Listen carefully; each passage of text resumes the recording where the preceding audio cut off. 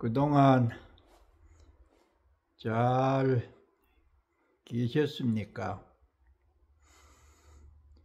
들리는 소문에는 한국에는 눈이 그래 많이 왔다고 하는데, 호주 시드니 블루마운틴에서는 천둥 번개가 일었고, 뒤따라서 이 소낙비가 한 주기 오고는 지금은 잠잠합니다.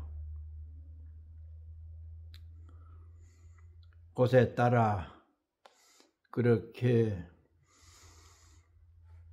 차가운 눈이 내리기도 하고 또 시원한 빗방울이 떨어지기도 합니다. 그렇게 다름 속에서 이 한결같은 모습으로 살아가는 게 인간의 삶인 것 같아요.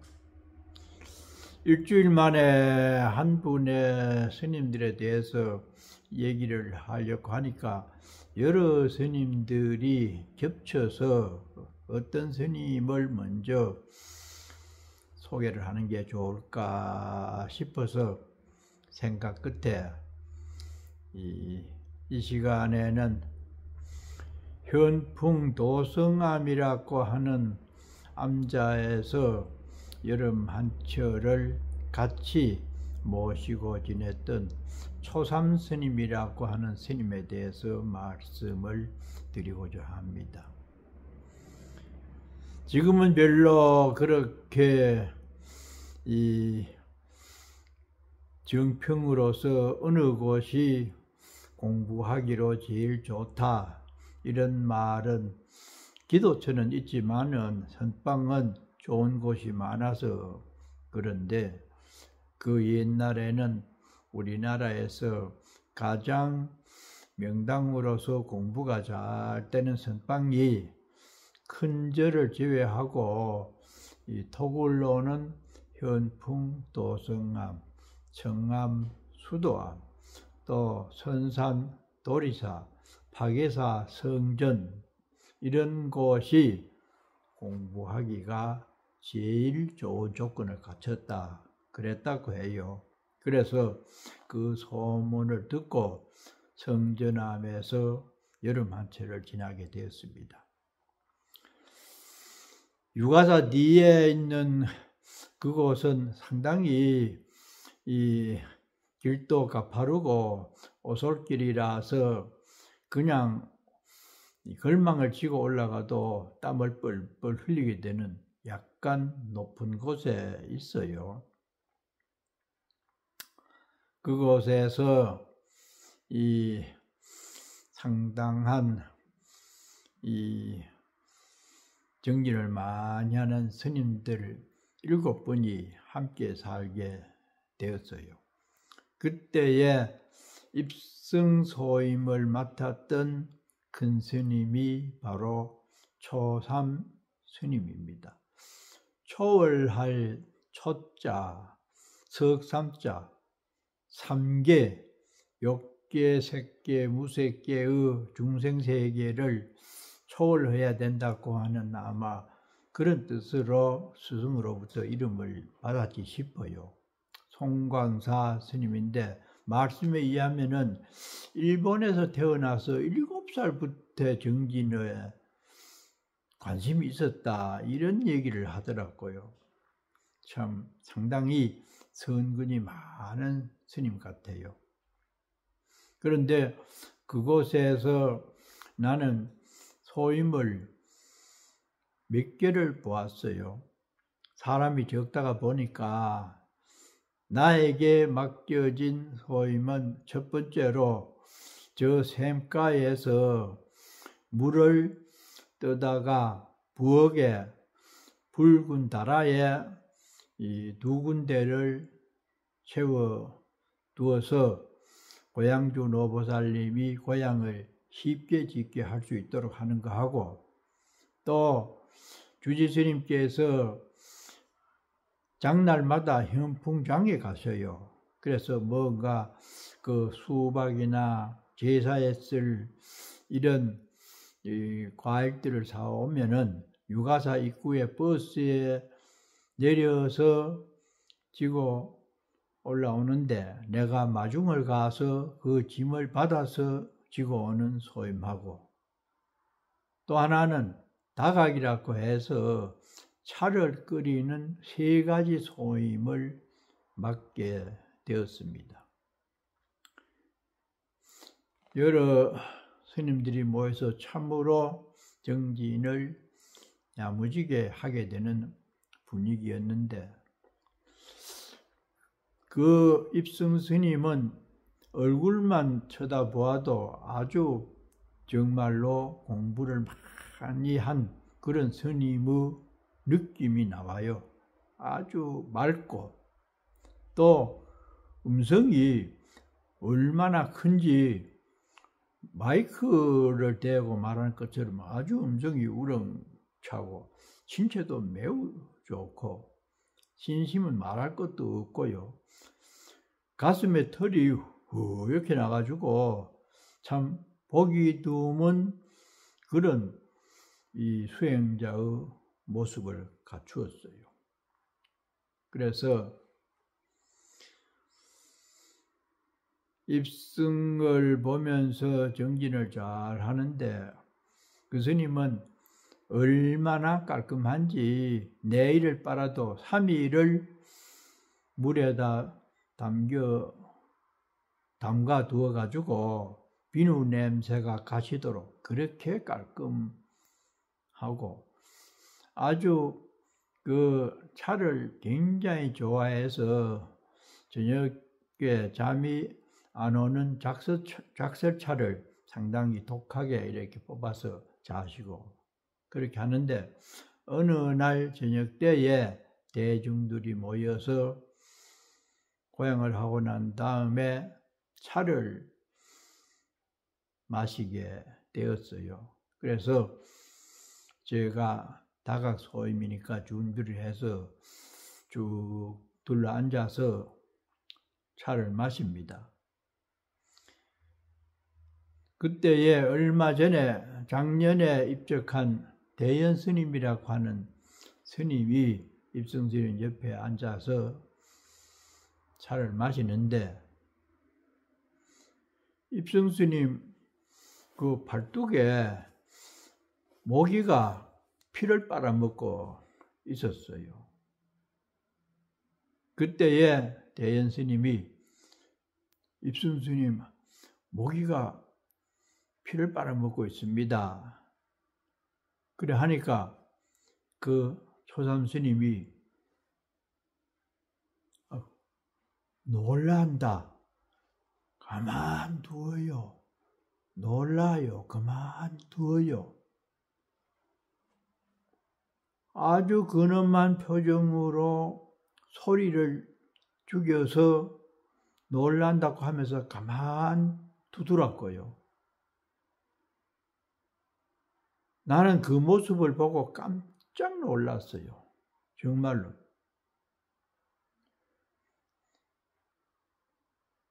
어느 누구나 모기가 물면은 자신도 모르게 보통 사람들은 탁 때리고, 이래 승려들은 살생을 안 해도 이래 쫓게 마련인데, 모기가 놀랄까봐 음성을 아주 낮춰가지고 가만두라고, 농담도 아니고 근엄한 표정으로 그랬어요. 그 나중에 보니까 피를 빨아먹고는 배가 똥똥해가지고 툭 떨어져가지고 날지도 못하더라고요. 그래서 얼마나 내면적으로 정진을 해서 자비심이 마음속까지 깊이 자리 잡았으면은 자신의 피를 빨아먹는 모기가 놀랄까봐 그렇게 나직하게 말씀을 하면서 그 모기를 그냥 둘 수 있을까? 실제로 그렇게 되기가 굉장히 어려울 겁니다. 불살생하라. 보통은 관념적으로 말은 그래 하지만은 참 모기에게도 그렇게 자신의 피를 제공하면서 놀랄까 걱정할 수 있을 정도로 생명을 하나로 바라보는 그 넉넉한 자비심의 소유자가 되려면은 얼마나 어떻게 정진을 했으면 그렇게 될까? 그 스님 말씀에 의하면은 자기는 결가부자 해가지고 방에서 참선을 하다가 생각만 밖으로 나가야지 하면은 몸이 그냥 나가졌대요. 직접 그 스님이 거짓말을 했는지는 몰라도 직접 들었어요. 그 정도로 깊은 정신세계에서 물질에 끄달리지 않을 정도로 삼매력이 높았다는 생각이 들었습니다. 그런 과정에서 어느 때는 수행했던 얘기를 했습니다. 가야산 너머에서 토우를 손수지어서 8년을 수행을 했다고 했어요. 그 스님이 수행력은 굉장하지만은 대중 선방에 많이 안 나오고 주로 토굴에서 혼자 수행을 했기 때문에 이 수자들에게 그렇게 많이 알려진 스님은 아닌데 특별히 구참들이나 아는 사람만이 그 스님의 수행력을 알 정도였어요.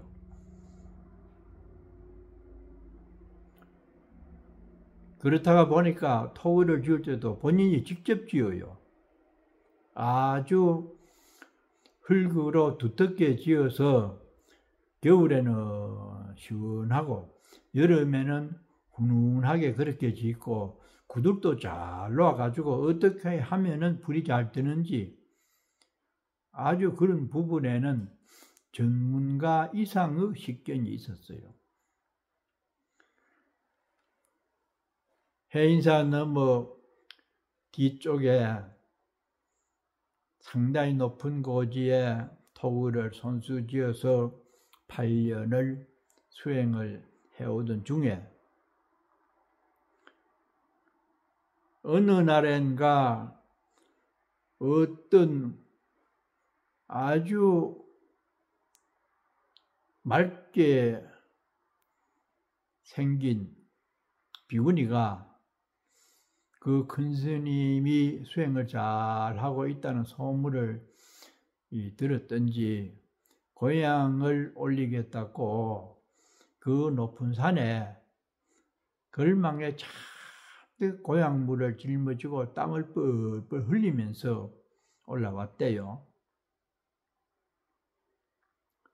그래서 인사를 하고 나서는 스님께 참 고향 올리려고 이렇게 왔습니다.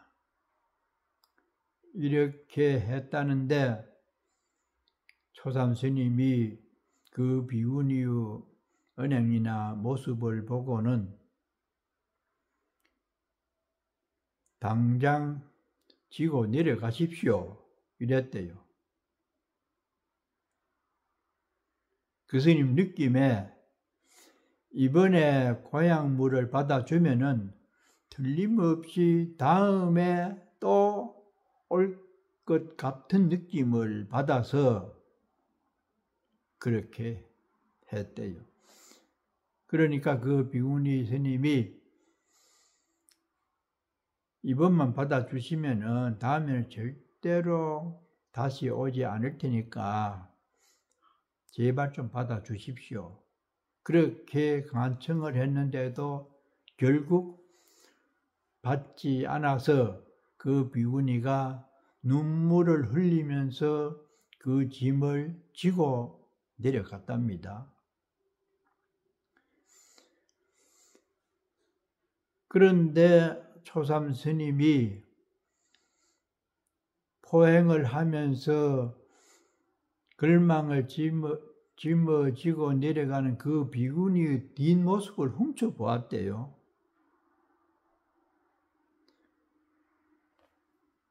그날 저녁에 정리를 혼자 하면서 내가 왜 그 비구니가 돌아가는 뒷모습을 바라보았을까? 그 마음 상태에 대해서 깊이 있게 생각을 해요. 보았답니다.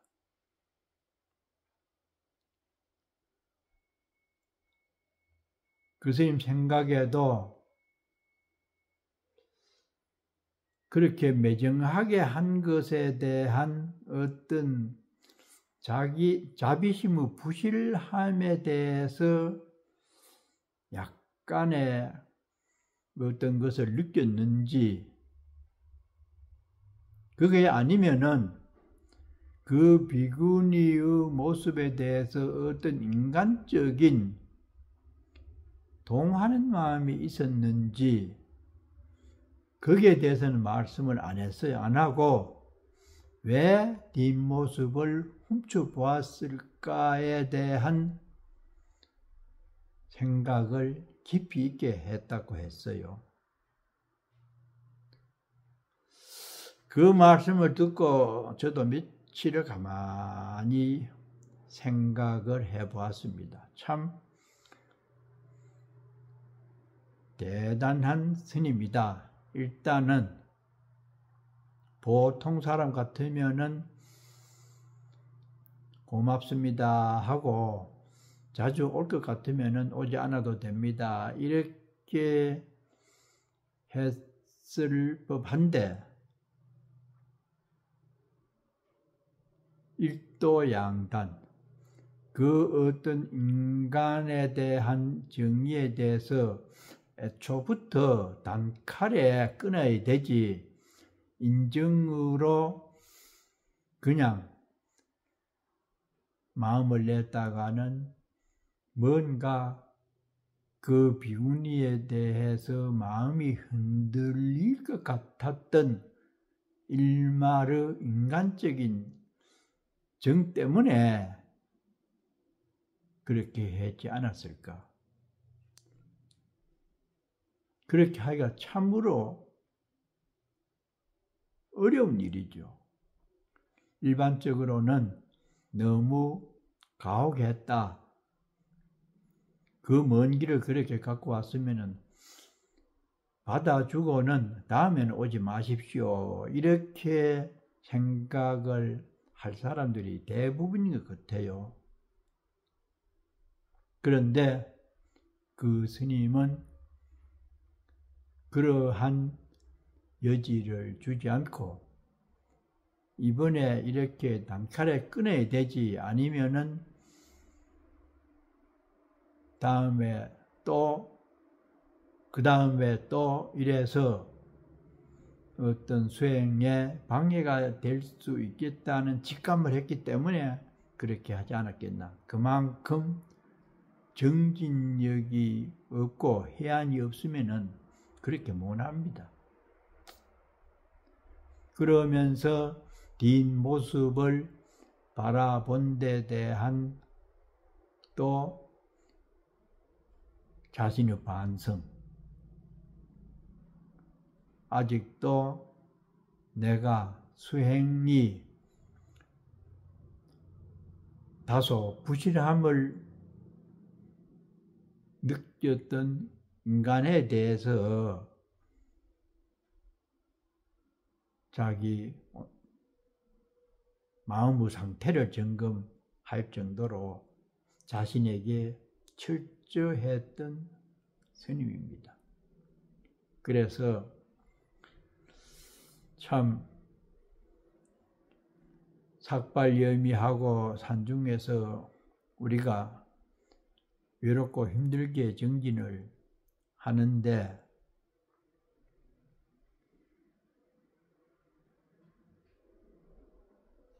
인간이라고 하는 기본 이 감정에서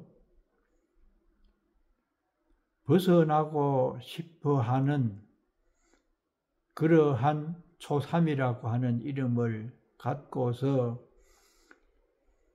힘써 정진을 하는 마음과 때로는 좋은 사람을 만나면은 인간적인 이성에 대한 마음이 흘러가는 자신을 발견하고는 그것을 온당하지 못하는 그런 느낌을 갖고 매정하게 그 인정을 끊으려고 하는 두 마음의 상태에 대해서 깊이 있게 생각해 볼 수 있는 그런 계기가 그 스님의 말씀을 듣고 생각을 많이 해 보았습니다.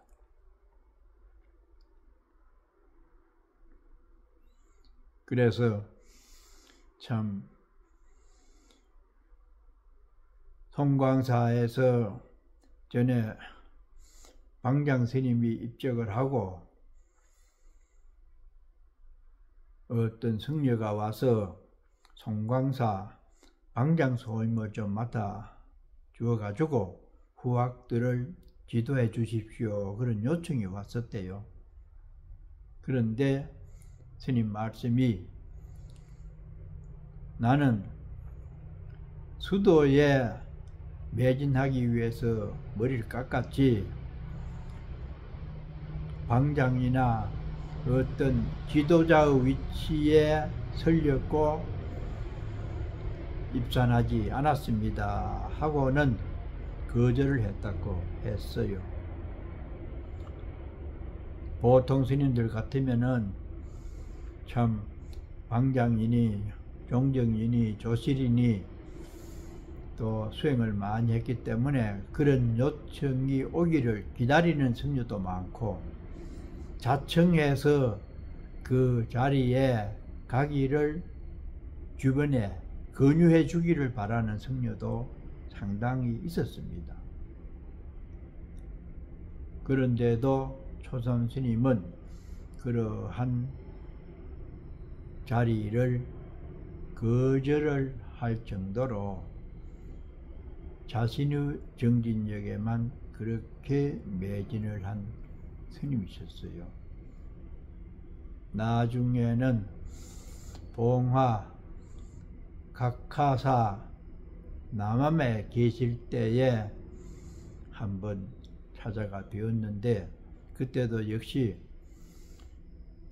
토굴에 혼자 살면서 작은 검은 쇠솥에다가 보리쌀을 섞고 쌀과 함께 고향을 지어서 혼자서 부엌에서 드시는 수행을 지속해 왔습니다.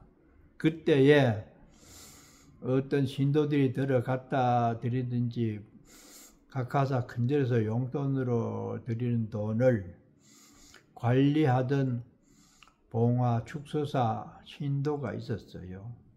그분이 농협에 다녔기 때문에 신도로서는 거의 많이 그 울타리 안에 들어가지 그 외에는 일체 승려 외에는 신도들이 그 집안에 못 들어가게 해놨어요. 그 정도로 자기 관리에 철저하신 분이었는데 입적하기 전에 그 보살을 불러서 지금까지 저축되어 있는 돈을 다 찾아오라고 하더래요. 한 3천만 원 됐다고 했어요. 그래가지고 그것을 각하사 불전함에 전부 넣고 나서 그 후에 입적을 했다는 소식을 시드니에서 들었습니다. 초3 스님, 3개를 초월해야 되겠다고 하는 그 강한 의지력으로 자신의 몸에서 피를 빨아먹는 그 모기가 놀랄까봐 걱정을 하는 그 모습이 지금도 눈에 선합니다. 모든 생명을 자신의 목숨처럼 같은 등급으로 바라볼 수 있었던 그 넉넉한 마음, 그분은 언제나 만면에 화사한 그 미소를 짓고 말씀도 나직나직하게 그렇게 하면서 회의를 할 때도 보면은 상대방의 의견을 아주 경청하고 존중하는 그런, 제가 모시고 산 스님들 중에서는 제일 선정력이 깊고 자비심이 넉넉한 스님으로 지금도 기억이 되고 있습니다.